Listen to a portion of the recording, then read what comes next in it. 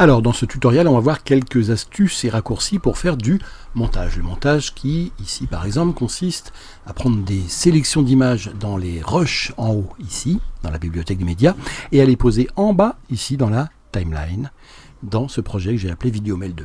Alors par exemple, ici, je sélectionne ce clip et je vais lire de solitude, proposez ça. avec la barre espace, hein, Moment de solitude. et je vais essayer de trouver un début acceptable. Alors comme je l'ai déjà repéré, Voilà, vous voyez, il y a une barre verte au-dessus qui me dit que ça va être là. Proposez ça. Voilà, je sais que par ici, ça va être bien. Voilà un nouveau grand moment de solitude, proposez ça. Donc ici, je recule un petit peu de quelques images en tapant sur la flèche gauche et je tape un I. Et ce I me met le début d'une sélection. Hein. Voilà, la sélection est marquée au début par ce I que je viens de taper. Voilà je lis un maintenant. nouveau grand moment de solitude proposé par DDB Amsterdam avec Bart Timmer à la réalisation. Voilà. Et ici, je mets un O. Et j'ai une sélection d'images entre le I et le O ici que je vais placer en bas. Mais avant de la placer en bas, je voudrais la vérifier. Et pour la relire, j'ai un raccourci qui consiste à faire... Voilà un nouveau grand moment de solitude proposé par DDB Amsterdam avec Bart Timmer à la réalisation. Alors, ça c'est un raccourci classique qui peut être utile pour relire une sélection. On peut faire ça ou on peut faire présentation, lecture. Et ici, vous le voyez, lire la sélection. Mage, parenthèse gauche. Voilà un nouveau grand moment de solitude. Voilà un raccourci intéressant à connaître.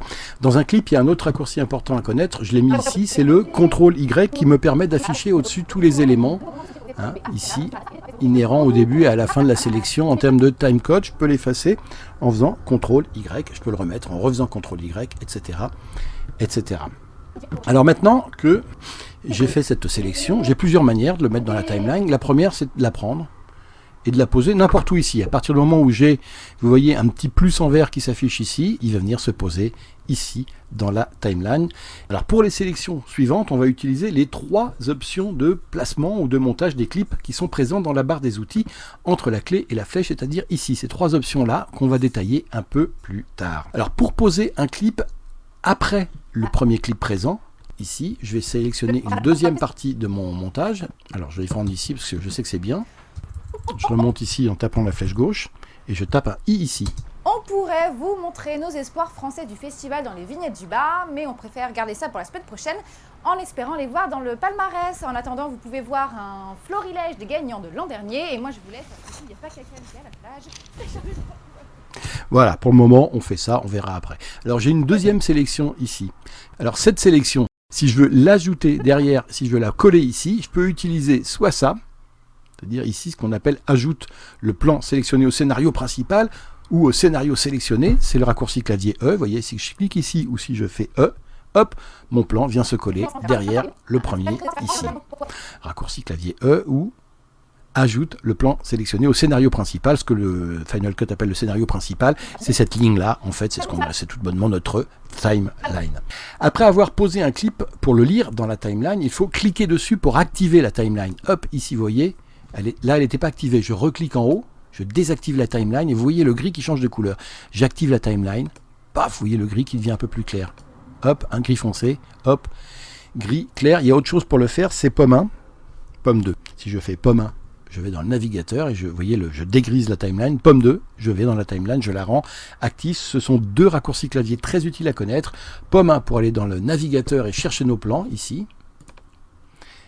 Pomme 2 pour revenir en bas. Pomme 1 en haut, pomme 2 en bas, à connaître. Autre raccourci à clavier, on peut naviguer, que ce soit dans les clips ici ou que ce soit dans la timeline ici, en faisant JKL. L pour avancer en avant, espace pour s'arrêter, ou K pour s'arrêter, L pour avancer en avant, K pour s'arrêter, J pour aller en arrière. JKL, c'est la base du montage. On utilise aussi les flèches droites et les flèches gauches pour avancer ou reculer d'une image. Je suis ici par exemple, ou même ici, j'avance, je fais une flèche droite, j'avance d'une image. À chaque fois, tac, tac, tac, une image. Voilà. Maintenant, si je veux avancer de 10 images, je fais la même chose avec la touche Mage enfoncée.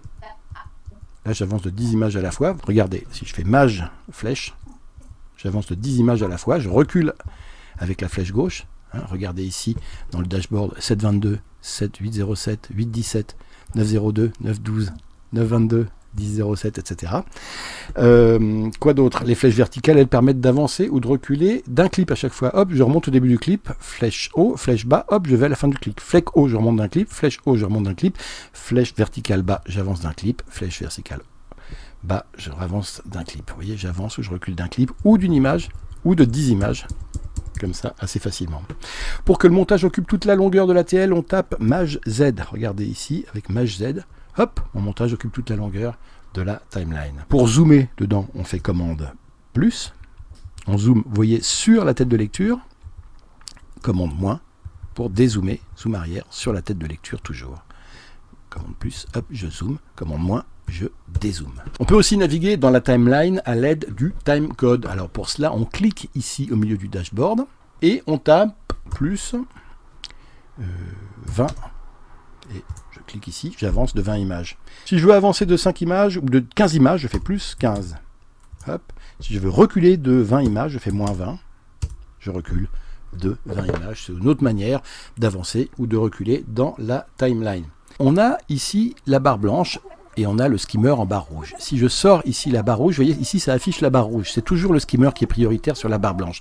Mais si dès que je sors mon skimmer, hop, par exemple je me lève la flèche en dehors de la timeline, l'affichage revient à la bande blanche, c'est-à-dire à la tête de lecture. Si je remets ici, vous voyez mon skimmer, je reviens là. Ça permet assez rapidement faire une comparaison entre deux images. Je vous l'ai déjà dit, mais c'est bon à savoir.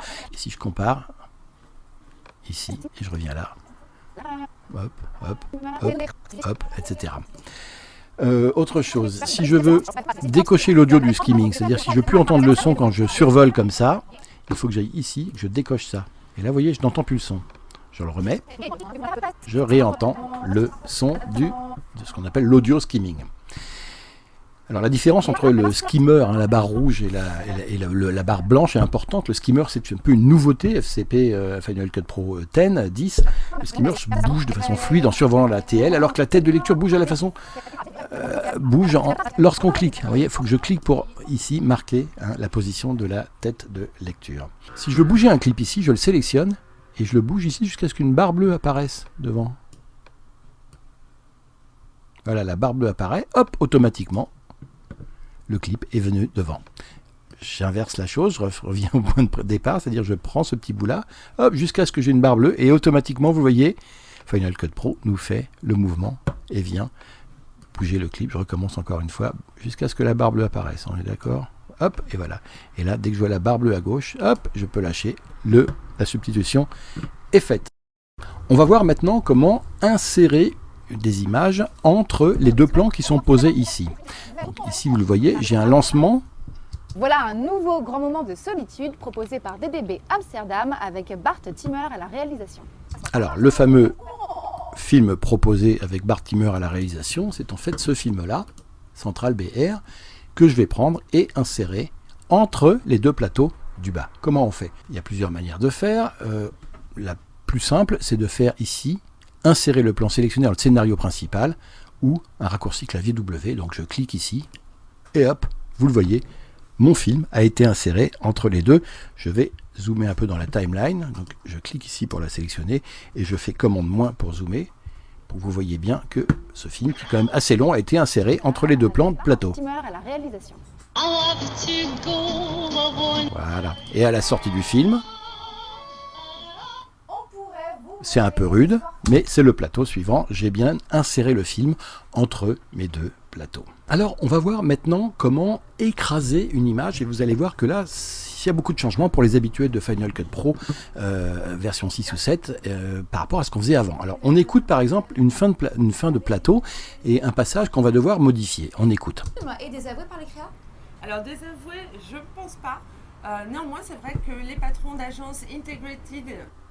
Voilà, donc je suis là, mais là, en fait, je voudrais passer sur un plan serré, sur Anne-Valérie qui répond, ici, à droite.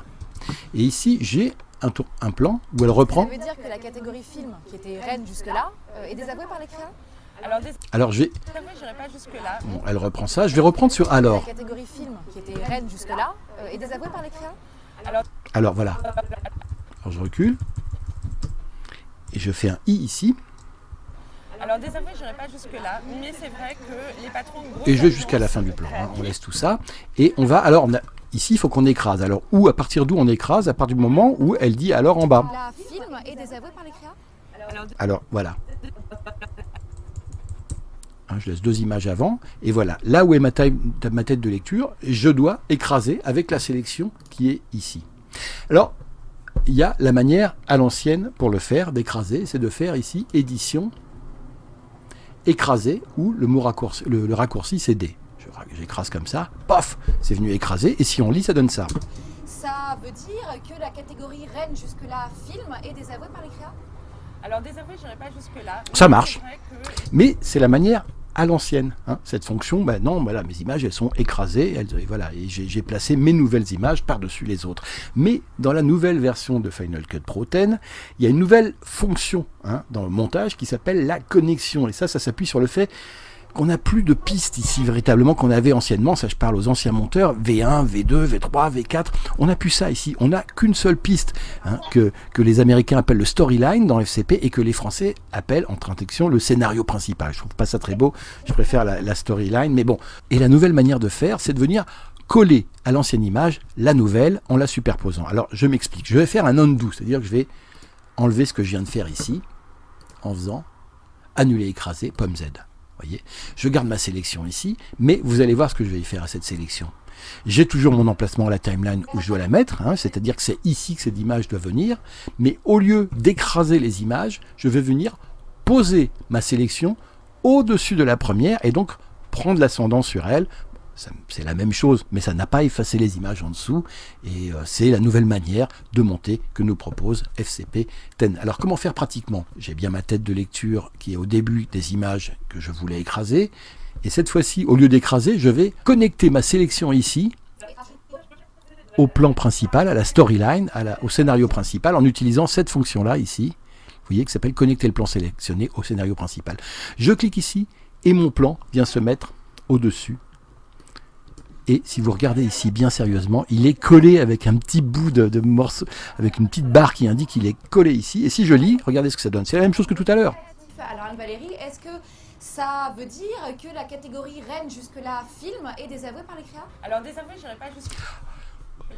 Vous le voyez, ce plan-là est connecté à celui-là avec cette petite liaison ici. Et ça veut dire que, ça, par exemple, si je trim ici, vous voyez ce qu'on appelle le trimming, ça permet de raccourcir un plan. Ou au contraire de l'allonger. Si ici je trim vers la gauche, vous voyez la pellicule, le petit bout de pellicule veut dire que je vais allonger ici de 16 images. Ou alors au contraire, si je veux trimer, je vais aller à 0, hop, moins 13, moins 2, moins 1, moins 0. Si je vais de l'autre côté, je vais trimer dans ce sens-là. Là, j'ai envie d'ajouter un peu d'air, par exemple. Regardez, j'ajoute plein d'air, ça ne modifie pas la position de mon plan connecté, alors que ce n'était pas le cas avant. Si je veux insérer ainsi un plan de publicité pour illustrer ce que dit Anne Val, Vise très clairement cette année le titanium et l'integrated. Ici, on va sélectionner un petit bout d'une publicité. Voilà, je fais un I. Voilà, et juste je veux placer ce mouvement de tête par-dessus ce que nous raconte Anne Val pour illustrer son discours. Vise très clairement cette année le titanium et l'integrated. J'ai ma tête de lecture qui est ici, mais j'ai mon skimmer qui est ici. Pour insérer l'image, le raccourci c'est Q. Si le skimmer est ici, c'est le skimmer qui va l'emporter. C'est à sa position que l'image va s'insérer. Je fais pomme Z, j'ai ma tête de lecture qui est là, mon skimmer qui est là. J'enlève le skimmer, je fais mon Q. Voilà. L'insertion se fait au niveau de la tête de lecture. Voilà pour cette première leçon de montage. On verra bien d'autres choses dès la prochaine. Merci, à bientôt.